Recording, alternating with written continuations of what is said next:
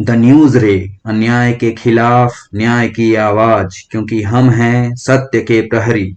साथियों, जय भीम, जोहार, आदाब, नमस्कार। मैं सत्येंद्र कुमार। आज से 3 साल पहले यूपी बुलंदशहर के सयाना गांव में छिरंगवटी पुलिस स्टेशन के एसएचओ इंस्पेक्टर सुबोध कुमार की भीड़ द्वारा पीट पीट कर और बाद में सिर में गोली मारकर मॉब लिंचिंग में हत्या कर दी गई थी। दरअसल पूरा मामला ये था कि 3 दिसंबर 2018 को महाव गांव से छिरंगवटी पुलिस स्टेशन में फोन आता है कि गांव के खेतों में गौ अंश पाए गए हैं। मालूम होता है कि गाय की हत्या की गई है। इस घटना को लेकर लोगों में काफ़ी आक्रोश है। घटना की खबर पाकर इंस्पेक्टर सुबोध कुमार अपनी टीम के साथ महाव गांव में जाते हैं। वहां लोग काफ़ी आक्रोशित होते हैं।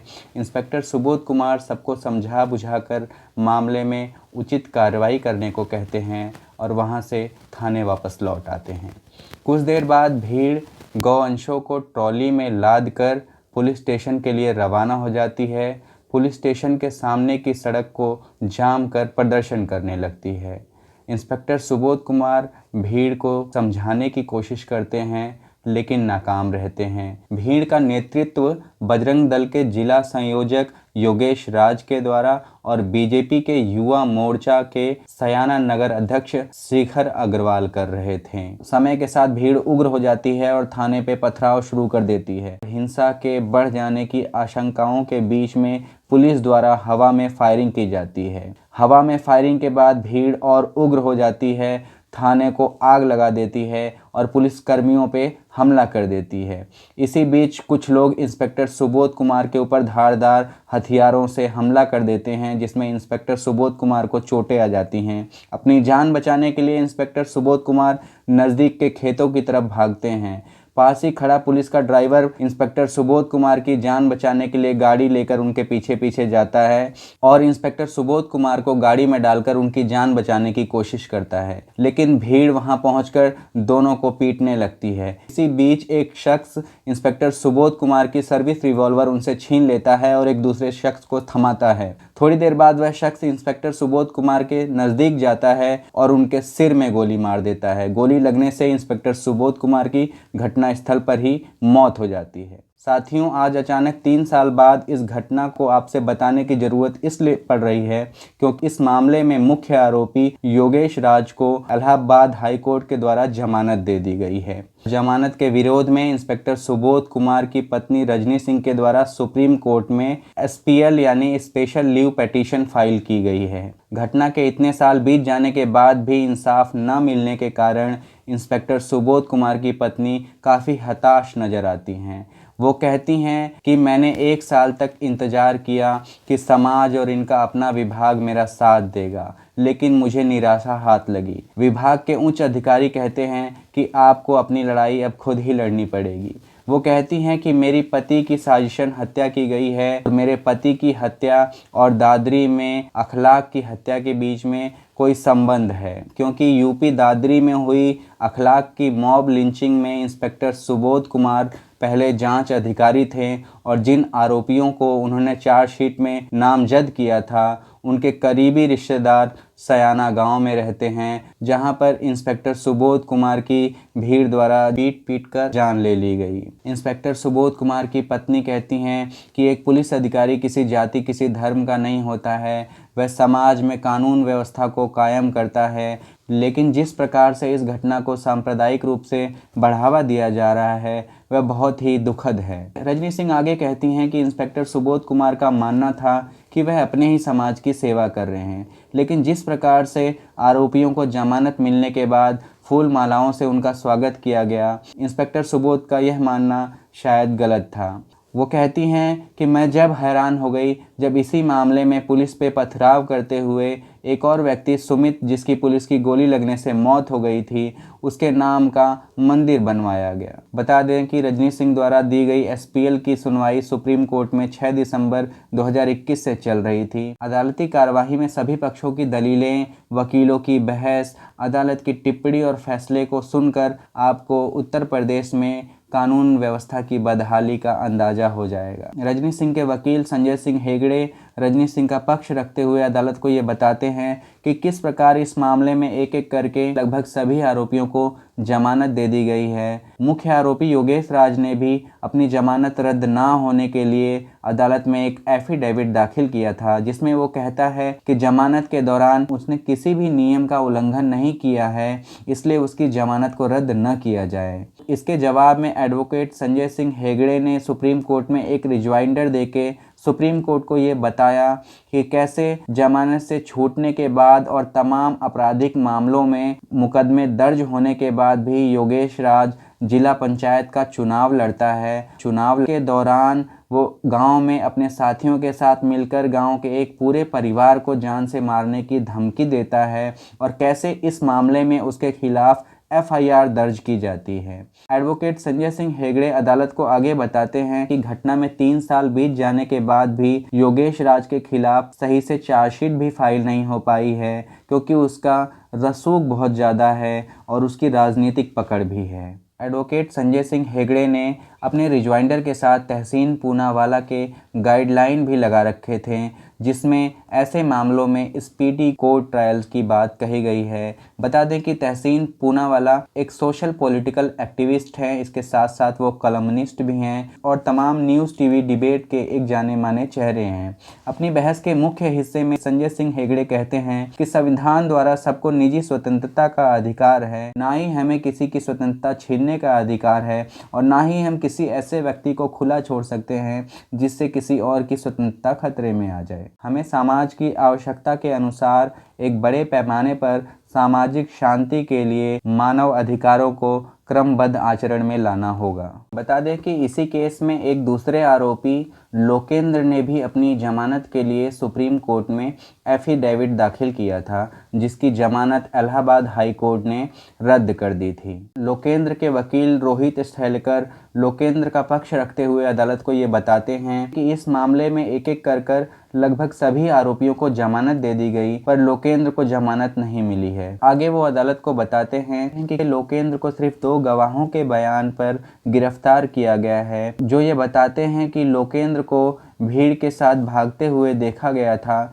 और लोकेंद्र भीड़ से मारो मारो चिल्ला रहा था। लेकिन इस घटना से जुड़ी ऐसी कोई भी वीडियो उन्होंने अदालत में पेश नहीं की है जिसमें लोकेंद्र को भागते हुए पाया गया है, जिसका उन्होंने अपने बयान में उल्लेख किया है। वो ये भी बताते हैं कि कैसे दोनों गवाहों के बयान निरपेक्ष रूप से अस्थिर रहे हैं। फिर लोकेंद्र कोर्ट में ये बताता है कि कैसे एक आदमी प्रशांत नाथ ने इंस्पेक्टर सुबोध कुमार की गोली मारकर हत्या की थी। वो आगे कहता है कि इस मामले में 4 लोगों को आरोपी बनाया गया था, जिसमें से बाकी सभी आरोपियों को जमानत मिल गई है। सिर्फ मैं ही हूं जो लगातार 3 साल से जेल में हूं।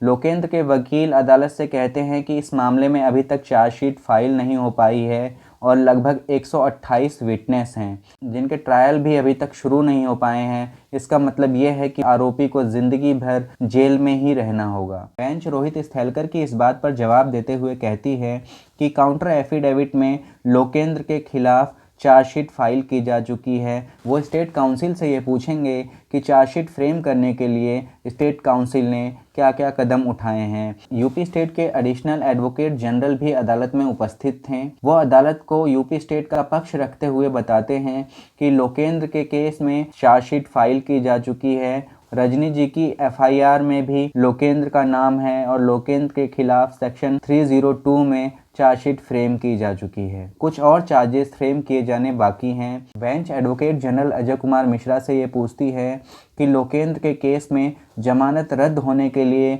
आपने स्पेशल लीव पिटीशन फाइल क्यों नहीं की, और अगर आप कह रहे हैं कि कुछ चार्जेस अभी फ्रेम होने बाकी हैं तो इस मामले में अभी तक आप क्या कर रहे थे। इस बात का जवाब देते हुए एडवोकेट जनरल AK मिश्रा अदालत को ये बताते हैं कि चार्जशीट फाइल होने के 1 महीने बाद ही रजनी सिंह जी के द्वारा आरोपियों की जमानत रद्द होने के लिए SLP फाइल की गई थी। हमने उसी SLP के सपोर्ट में आरोपियों की जमानत रद्द होने के लिए एक काउंटर एफिडेविट फाइल किया था। स्टेट काउंसिल के इस ढीले रवैये पे अदालत अपना रिमार्क देते हुए कहती है कि कैसे शिकायतकर्ता द्वारा पूरे केस को फॉलो करते हुए आरोपियों की जमानत रद्द होने के लिए SLP फाइल की जाती है और आप प्रथम पक्ष होते हुए भी सिर्फ काउंटर एफिडेविट देके संतुष्ट हो जाते हैं। आपने पहले कदम क्यों नहीं उठाए और अभी तक चार्जशीट में सेक्शन 34 को क्यों नहीं जोड़ा गया है? क्या आप ये नहीं जानते कि सेक्शन 34 न जोड़े जाने पर केस के परिणामों में गंभीर असर पड़ सकता है? फिर अजय मिश्रा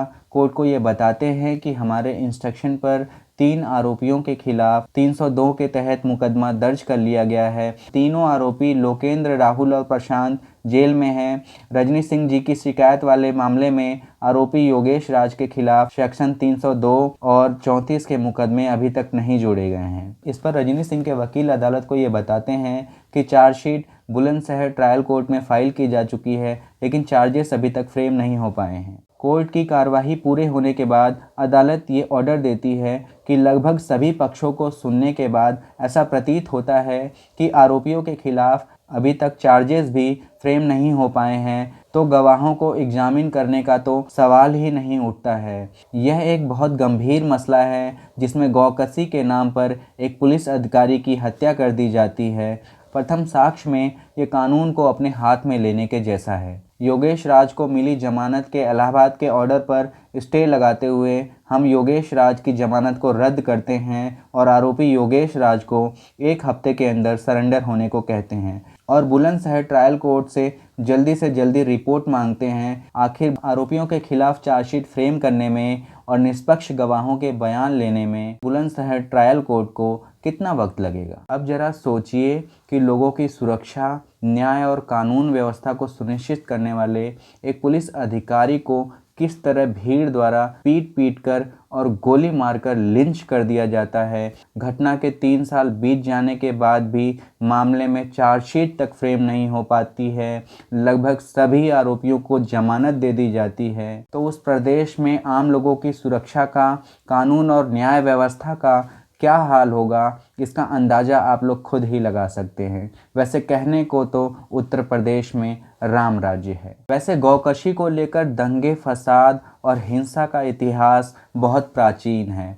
आज़ादी के कई 100 साल पहले, आज़ादी के समय और आज़ादी के बाद भी देश में गौकशी को लेकर कई दंगे, झगड़े और हिंसा हुई। लेकिन 2014 में भारतीय जनता पार्टी की नरेंद्र मोदी सरकार के बनने के बाद जिस प्रकार से ऐसे मामलों में तेजी आई वो अभूतपूर्व है। मई 2014 में भारतीय जनता पार्टी की पूर्ण बहुमत के साथ सरकार बनती है और श्री नरेंद्र मोदी भारत के प्रधानमंत्री के रूप में शपथ लेते हैं। जिस प्रकार से भारतीय जनता पार्टी, मीडिया और खुद मोदी जी के द्वारा विकास के सपने दिखाए गए थे, जनता को भी ये यकीन हो चला था कि इस बार कुछ बदलाव की राजनीति होगी, उन्नति और विकास की राजनीति होगी।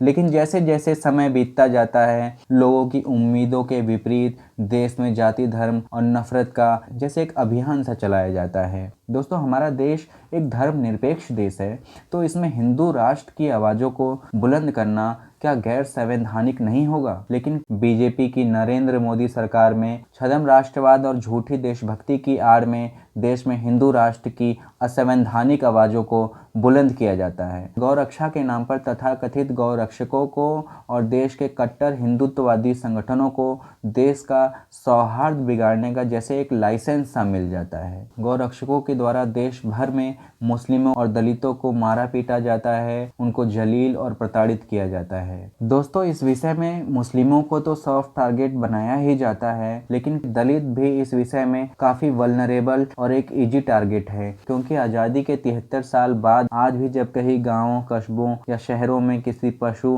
किसी मवेशी की मौत होती है तो स्थानीय लोगों के द्वारा दलितों को उस मृत पशु के शरीर को उठाने के लिए खोजा जाता है। बड़ा दुर्भाग्यपूर्ण है कि जिंदा रहने पर जो गाय माता होती है, मरने के बाद उसे कोई हाथ तक लगाना पसंद नहीं करता है। कैसे आज़ादी के 70 साल बाद आज भी हमारे देश में अपनी जीविका को चलाने के लिए कई दलित गाय और मरे हुए पशुओं की खाल उतारने का काम करते हैं। जरूर उसकी कुछ मजबूरियां ही होंगी, वरना कौन ऐसे नीचा समझे जाने वाले कार्य को लोगों की घृणा का पात्र बनकर भी करना पसंद करेगा। गांधी जी और उनके अनुयायी विनोबा भावे कहते हैं कि हमारे देश के हर एक गांव में गौशाला के साथ साथ गायों की खाल उतारने की व्यवस्था भी होनी चाहिए, क्योंकि यदि मरे हुए पशुओं की खाल नहीं उतारी जाएगी तो जिंदा गायों को मारकर चमड़े की कमी को पूरा किया जाएगा। गौशाला में तो हम गौ सेवा करते हैं,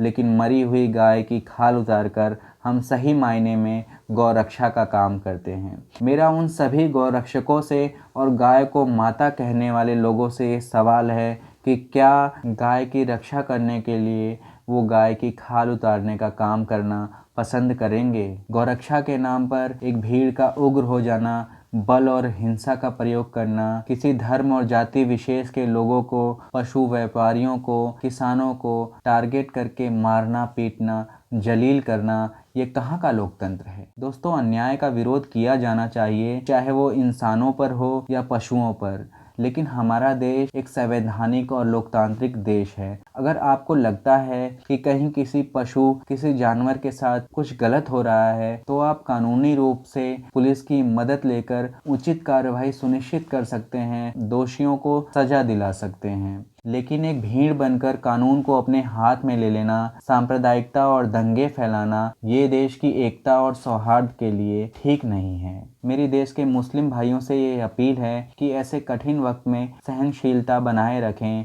और कोई कितना भी भड़काने या उकसाने का प्रयास करे, देश के भाईचारे को टूटने ना दें, क्योंकि मौजूदा सरकार तो ये चाहती ही है कि कैसे देश का सौहार्द बिगाड़ा जाए, देश को हिंदू मुस्लिम की नफरत में बांटकर, सांप्रदायिकता फैलाकर चुनावों में राजनीतिक लाभ लिया जाए। और मेरी ये हमारे हिंदू भाइयों से भी अपील है कि आंखें बंद करके सरकार की हर बात को, हर काम को सही मान लेना, ये कहाँ की समझदारी है। ये राजनेता लोग हमारी धार्मिक भावनाओं और मान्यताओं का भावनात्मक इस्तेमाल करके सिर्फ अपना राजनीतिक उल्लू सीधा करते हैं। क्या किसी ठोस रणनीति के बिना सिर्फ कानून बना देने से किसी समस्या का हल निकाला जा सकता है? आप देश भर में गौशालाओं का तो हाल देख ही रहे हैं, कैसे योगी जी के उत्तर प्रदेश में ही गौशालाओं में गायों की अव्यवस्था, गंदगी, बीमारी और चारे की कमी के कारण भूख से मौत हो रही है। आवारा पशुओं से सड़क पर लोगों की और खुद इन पशुओं की भी दुर्घटना में जान चली जाती है। कैसे खेतों में किसानों द्वारा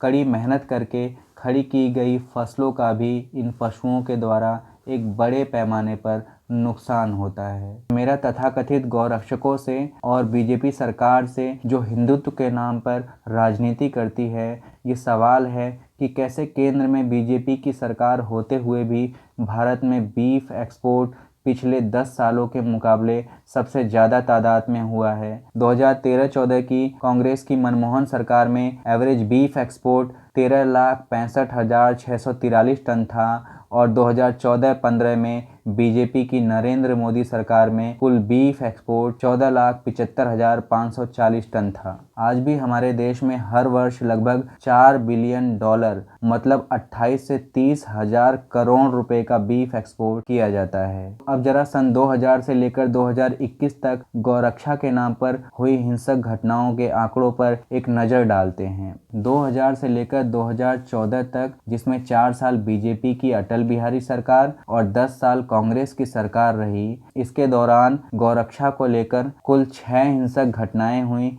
जिसमें 5 लोगों की मौत हुई और 37 लोग घायल हो गए। अब बात करते हैं 2014 से लेकर 2021 तक बीजेपी की नरेंद्र मोदी सरकार। 7 साल के इस कार्यकाल में गौरक्षा के नाम पर कुल 140 हिंसक घटनाएं हुई, जिसमें 72 लोगों की जान गई और 232 लोग घायल हुए। मतलब 4 साल की बीजेपी की अटल सरकार और 10 साल कांग्रेस की मनमोहन सरकार के कुल 14 साल के कार्यकाल के मुकाबले बीजेपी की 7 साल की नरेंद्र मोदी सरकार में लगभग 20 गुना ज़्यादा हिंसक घटनाएं हुई, 14 गुना ज़्यादा लोग मारे गए और लगभग 6 गुना ज़्यादा लोग घायल हो गए। जाति धर्म के नाम पर एक विशेष समुदाय को टारगेट करने वाले गौरक्षकों से मेरा ये निवेदन है कि अब इस जानकारी को जरा ध्यान से सुनें। मैं आपको भारत की कुछ सबसे बड़ी बीफ एक्सपोर्ट कंपनियों के नाम बताने जा रहा हूँ। नंबर 1 पर है अल कबीर एक्सपोर्ट प्राइवेट लिमिटेड।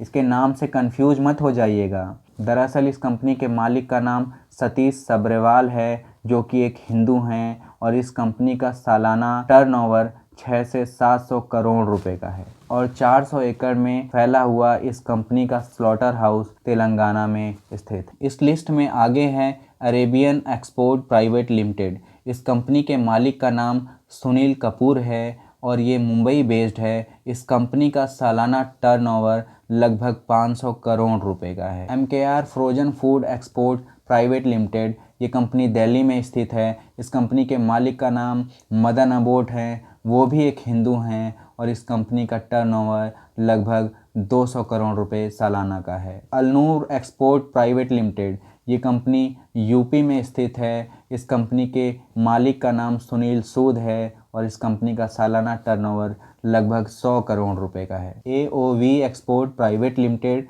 ये कंपनी भी उत्तर प्रदेश में स्थित है। इस कंपनी के मालिक का नाम OP अरोड़ा है, जो कि एक हिंदू हैं और इस कंपनी का सालाना टर्नओवर लगभग 500 से 1000 करोड़ रुपए का है। Standard frozen food export private limited, ये कंपनी भी उत्तर प्रदेश में ही स्थित है। इस कंपनी के मालिक का नाम कमल वर्मा है और इस कंपनी का सालाना लगभग 500 करोड़ रुपए का टर्नओवर है। इस लिस्ट में आगे है Maharashtra food processing and cold storage. इस कंपनी के मालिक का नाम सन्नी खट्टर है। ये कंपनी मुंबई बेस्ड है और इस कंपनी का सालाना टर्नओवर लगभग 400 करोड़ रुपए का है। और अब जरा ये भी जान लीजिए कि पूरे विश्व में लगभग 94.49 लाख टन बीफ एक्सपोर्ट होता है और इस कुल एक्सपोर्ट का लगभग 20% हिस्सा भारत के द्वारा एक्सपोर्ट किया जाता है। इस लिस्ट में ब्राज़ील सबसे ऊपर है, जो कि 18.55 lakh metric tonne beef export करता है।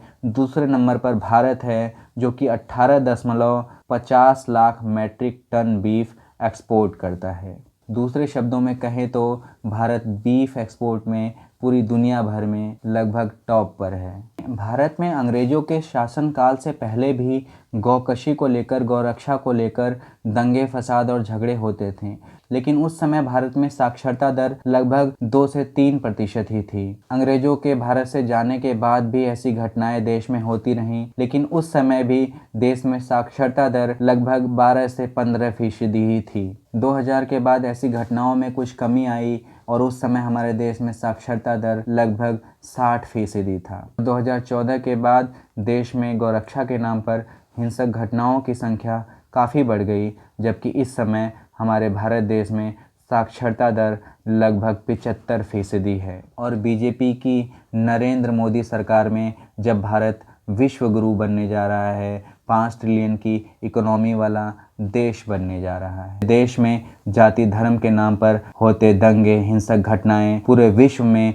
भारत के विश्व गुरु बनने का परचम लहरा रहे हैं। और बुल्ली बाई जैसी ऐप पर एक धर्म विशेष की महिलाओं को सिर्फ इसलिए बेचा जा रहा है क्योंकि वो हर राजनीतिक मुद्दे पर अपना वक्तव्य रखती हैं। और उससे भी शर्मनाक ये कि इस घटना को महज 18-20 साल के लड़के लड़कियों ने अंजाम दिया है। जिस उम्र में पढ़ लिख कर अपने और अपने देश के सुनहरे भविष्य के सपने देखने चाहिए, उस उम्र में वो नफ़रत की राह पर चल पड़ते हैं, जहां अंधकार, अपराध और ज़िल्लत के अलावा उनको कुछ भी हासिल नहीं होगा। लेकिन ऐसी नफ़रती घटनाओं के पीछे आखिर क्या वजह होगी, देश की जनता ये नहीं सोचेगी, क्योंकि जाति धर्म की नफ़रत के रथ पर सवार होकर सोचने समझने की क्षमता इस देश की जनता में ख़त्म हो गई है। हमने तब भी नहीं सोचा था जब NRC के समय एक धर्म विशेष को टारगेट करने की कोशिश की गई थी। हमने तब भी नहीं सोचा था जब कोरोना के समय में हजारों लोग, बच्चे, बड़े, बूढ़े सड़कों पे पैदल चलते चलते भूख से तड़प तड़प के मर गए थे। हमने तब भी नहीं सोचा जब इस देश की तमाम सरकारी संपत्तियों को बेचा जा रहा है। हमने तब भी नहीं सोचा जब देश के बेरोजगार युवाओं पर पुलिस लाठी डंडे बरसा रही है। हमने तब भी नहीं सोचा जब देश की एक बेटी की इज्जत आबरू को तार तार करके उसे पेट्रोल से जला दिया गया। हमने तब भी नहीं सोचा जब देश के अन्नदाता पूरे 1 साल तक सर्दी, गर्मी, बरसात में देश की सड़कों पर बैठे रहें। लगभग 700 लोगों की जानें चली गईं, उनको गाड़ियों से कुचल दिया गया। हमने तब भी नहीं सोचा जब देश की सीमा में घुसकर चीन के सैनिकों ने हमारी ज़मीन पर अपना झंडा लहरा दिया। ऐसा नहीं है कि हम सोचते ही नहीं, हम सोचते हैं, मगर कब? जब 15 मिनट के लिए किसी नेता की गाड़ी कहीं जाम में फंस जाती है और उसकी जान को खतरा हो जाता है, किसी तरीके से वो जिंदा वापस लौट पाता है, हम तब सोचते हैं। आज देश की ऐसी परिस्थिति में कबीर साहब का एक दोहा मुझे याद आता है कि आगी आँच सहना सुगम, सुगम खड़ग की धार, नेह निबाहन एक रास, बड़ा कठिन व्यवहार। आज के लिए बस इतना ही। मैं हूँ सतेंद्र कुमार, आप देख रहे हैं द न्यूज़ रे।